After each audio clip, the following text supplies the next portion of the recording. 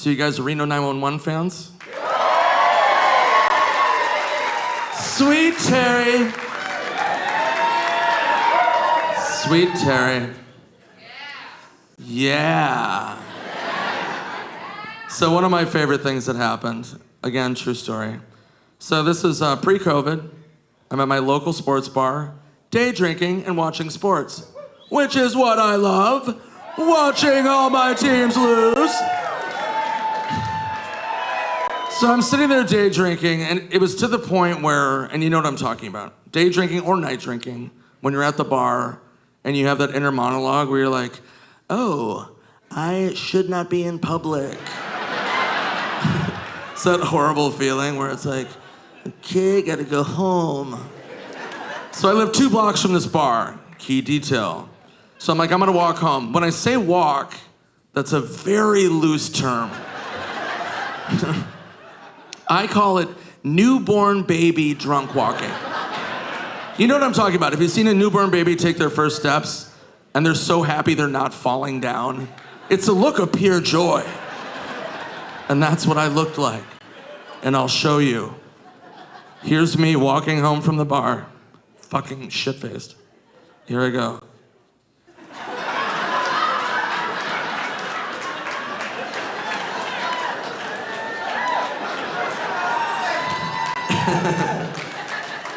So I made it a block and then wipe out. Yeah, so I fall down onto a lawn and I was like, oh shit, I better take a nap. Yeah, it's nap time, I'm not stupid. So hours go by, I get woken up by police, flashlights on my face, and they were like, hey, what are you doing? I was like, I'll go sleep. And they're like, yeah, you can't do that. That's not your lawn, that's not your house. And I was like, I'm really drunk. And they were like, yeah, we weren't even gonna ask that. We didn't think you were camping alone with no equipment. So a panic attack as I'm drunk in public. So I pull my license out and I go, hey, that's me. I go, I live right there. I was trying to walk home. I was at the bar watching my teams lose. I got sad. So I did a bunch of shots. So, yeah. And the cop's like, okay, are you okay to walk now? I'm like, no. So he's like, oh my God. So him and the other cop help me up, and they walk me to my home. And they walk me into my home, and they put me into my bed. Yeah, it's a true story. And I was sitting there and I was like, what the fuck is going on? So they're walking out of my bedroom. I didn't know what to do, so I go, thank you, officer. And the cop turns to me and just goes, sweet dreams, Terry.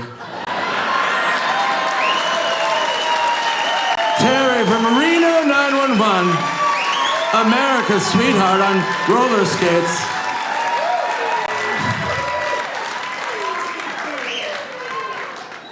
But it made me laugh visualizing them rolling up on that scene, being like, yep, found the guy, he's right here. Yeah, he's passed out. Yeah, he's gone. Yeah.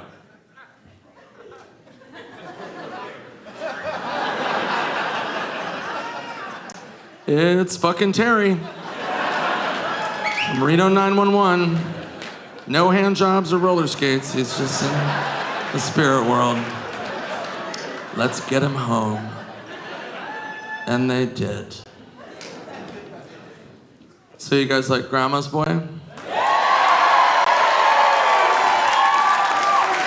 Sweet Grandma's Boy, the best fans on the planet.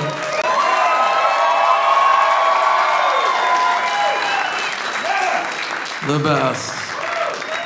Shit's weak. So one of my favorite things, people always go, hey, I love Grandma's Boy. Why wasn't it in the movie theaters?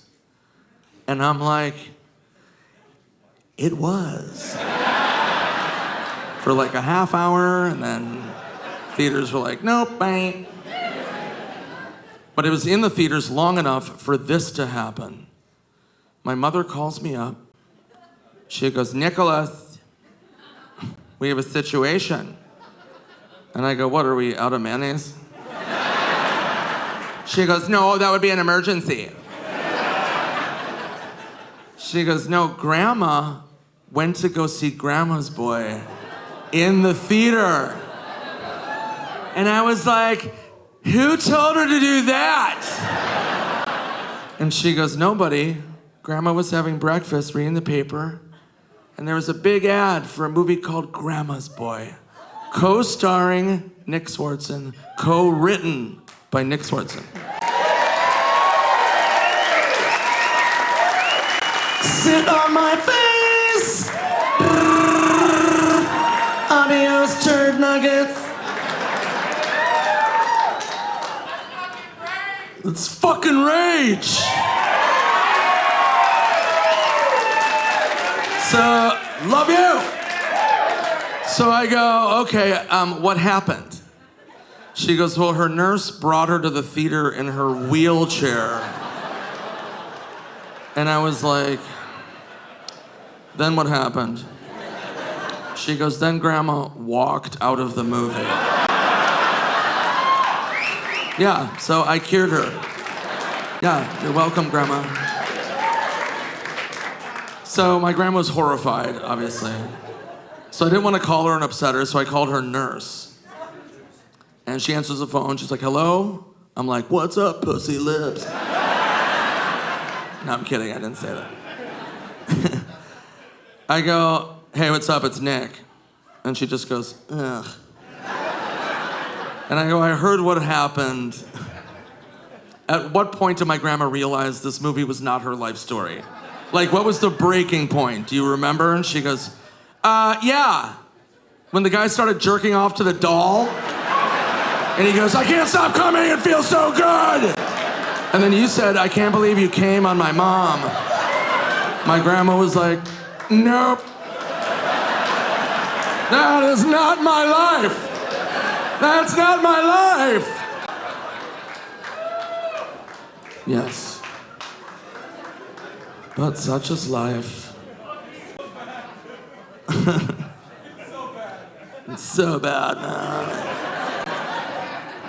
So, one of my other favorite movies that I was a writer on was a movie called Malibu's Most Wanted. Malibu, Malibu. If you don't know it, it's about a white rapper named B-Rad, starring Jamie Kennedy, one of my best friends. Great actor, comedian. If you don't know who Jamie is, he was in all the original Scream movies. So I used to live with Jamie. I moved in with him. We wrote the script together. We made the movie, and I moved out. So one of my favorite things I like to do, going back to my immaturity, is I love scaring people. I love scaring the shit out of my friends. You know when you get a good scare out of somebody and you're like, fucking yes. So I'm having dinner with Jamie way long after Malibu. And in my head, I'm having dinner with Jamie and I go, you know what? Jamie was in the Scream movies. Maybe he wants to live them. So I leave the dinner, double back to his home that I used to live in again, park in the alley. I go through my car. Somebody had given me a gag gift. It was a baseball hat with a long-haired wig sewn into it. And I'm like, that's gonna come in handy. So I take my shirt off so he doesn't recognize it, put on the hat with the wig, hop the fence, break into his home, go into his kitchen, and I get the biggest knife that I can find. And I go into his living room, and I just stand in the dark, right in the corner of his living room. And in my head, I'm like, this might be too far. But he walks in the front door, I'm like, nope, game on, here we go. So I don't move, I just stand there. And he walks in like any of us would, tired from the day, throws his keys down, turns on the light, sees me. It's the most scared I've ever seen a human in my life. He made a sound from the depths of Mordor He sees me and just does this. No! No! Oh! Oh! Now I'm scared. I drop the knife and take my hat off. I'm like, it's me, Nick! And he goes, what is wrong with you? Why would you do that? I'm like, did I scare you?